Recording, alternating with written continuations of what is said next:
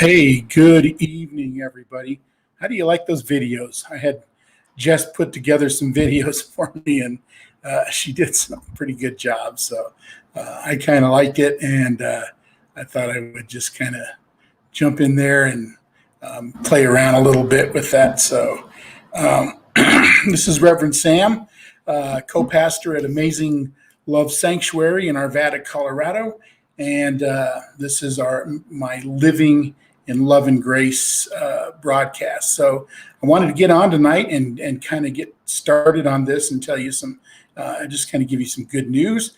We're on, and if you didn't catch it, I would encourage you to go check out our Amazing Love Sanctuary page. You can find us in Facebook. You can also find us in YouTube. We have a channel there.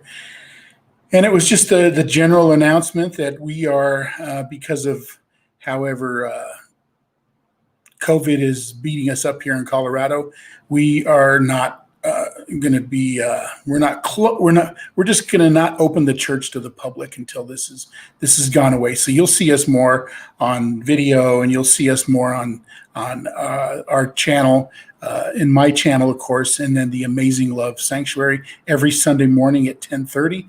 And we'll try to get on here more often.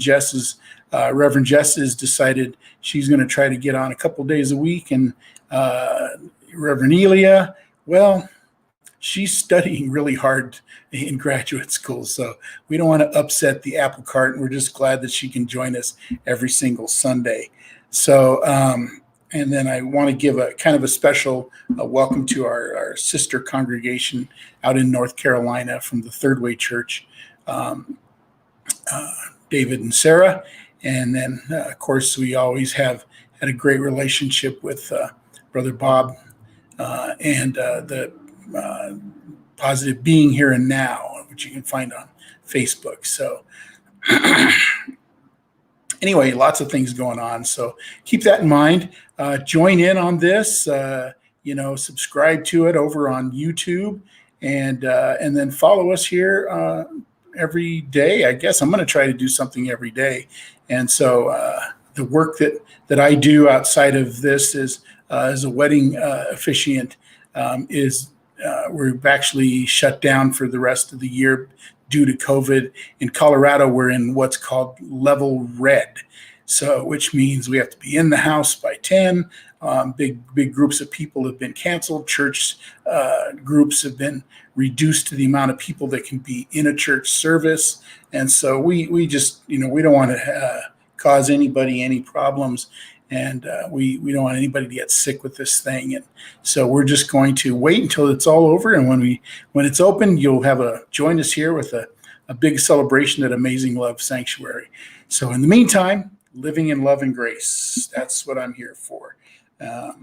So I wanted to talk a little bit about love and what that means to me and how it's developed in my life. And it's really become kind of an important aspect, part of what I do and what I committed to teaching and sharing with here on a regular basis. And so I just feel like there's so much that we can all learn from this, and we forget what it's really all about. And so that's what I'm going to do here, and we're going to share a little bit about love, acceptance, and forgiveness. And I know I hope you don't get tired of this, because I really believe in what I'm committed to teaching and guiding us through this. So what is the church or your spiritual community really all about, whatever that community is? And I kind of break it down this way. The communities that we belong to, the religious communities we belong to, the churches we belong to, the fellowship groups that we belong to, it's a place where we believe that people can be made whole and put back together. So how do we understand the importance of love and acceptance and forgiveness? I kind of look at it this way. They're qualities in the life of a person of faith that are absolutely essential. They're absolutely essential. We can't function as people of faith outside of love, acceptance, and forgiveness. It's got to be exactly who we are. So there's a relationship between love and acceptance and forgiveness that makes us a force for goodness in the world. There's a relationship that makes us a force for love in the world, a force for grace in the world.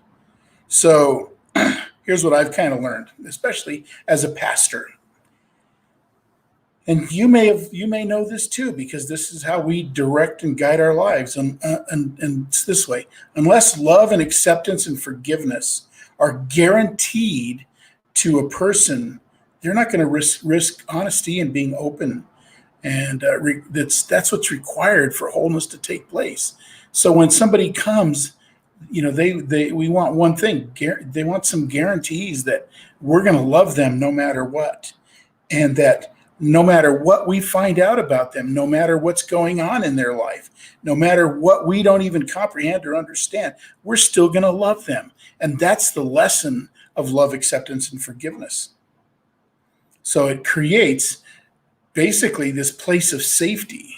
So if somebody's going to come into my office or into my study and want to spend time in sharing their life and their hurt and their struggles and their pains, I want them to know that when they walk into this place, when they sit down with me with a cup of coffee or a beer or something, this conversation, this is a place of safety. The other thing about love is that it's volitional, meaning that we voluntarily do it. We commit ourselves to this, to make another person know that they're loved. You step out in that love, and you act on that love and that commitment. And I'll tell you what, if you're not sincere and if you're not genuine about it, people will know that you don't love them. So there's something in your life and your experience about love and grace that changes inside of you. It makes you understand what life is all about. Whatever you've been through in your life, this is the key. Whatever you've been through in your life is how you understand God's love, divine love, and grace. So I kind of look at it this way: if you've had everything fall into place in your life, born with the silver spoon, never had to stress and fear about anything in your life, never made any major mistakes or hiccups in your life, you don't know what love and grace, what it means to you in your life. Of course, if you've been to that person where everything has fallen apart in your life, everything has come apart in your life, and you've found love and healing and grace, it changes things. It changes your perspective and your understanding of it. And the problem is, for most people, for a lot of people, I wouldn't say most, but for a lot of people, they join a spiritual community. Could be a home group, could be a faith group, could be a church, could be a synagogue, whatever it is that you find in your faith journey, and you don't find that safety. You come out of that feeling like you've been abused and used and ignored. So my challenge is for us here in our fellowship, Amazing Love Sanctuary, is that we get to a place where we are discovering people's lives, walking them along with them in their journey, sharing their life, sharing their journey, understanding their life, and being a place where it's safe to be who you are. So think of the places that you've been in your life where you found that love and you found grace and you found kindness and goodness. That's what the faith community is supposed to be like. It's what it's supposed to be. Not just listening to a guy preaching and shouting and screaming or delivering a message, but it's a place where you're made whole, a place where you're healed and you find strength and recovery in that. One of the things that I look at when I think about love is it's choosing to act for another person's highest good. It means whatever I do, whatever I say, whatever I think, however I act, my choices are going to be for that person's highest good. I want the best for them. That's a loving relationship. So some people are afraid of that. It's a difficult relationship to get into. And so, but I think people want to know that they're loved. I know that every one of us want to know that they're loved. And if you've ever been in a place where love didn't exist, it's a lonely, scary place to be, because love is what this is really all about. I've noticed this in my life, that there's a connection between my relationship with God and my ability to accept another person. That's my relationship with God. A relationship between my God, between knowing God and my ability to accept another person. So think of the things in your life where people have reached out to you and embraced you and loved you. And that was a demonstration of love. But I know in my life, it's reflected in my relationship with God. It's kind of written this way in Scripture. How can you say you love God and hate your brother? It's that simple. How can you say you love God and hate your brother? So when you release somebody, or when you allow them to be loved and you let them know that you love them, it allows you to step into their life and love them no matter who they are, what you understand, what you think you've got figured out. And then you find this connection between God's love, your love, and their love. I've kind of learned this over my life, my ministry. It's impossible. It's impossible to walk in a loving relationship with God and not love the person next to you, the person with you. And I think there's a problem in churches or faith communities where love is not expressed. The other one is acceptance. Acceptance. How do we walk in that acceptance? The ability to look at one another and love that person and see them through different eyes. I've said this before, that I hate this word tolerance. I don't believe in tolerance. I mean, I'll tolerate some things, but tolerance isn't a word that I would use for people or with people. I don't believe it's how we function. So acceptance is learning how to love because it's genuine, it's authentic and genuine. Tolerance is a cop-out.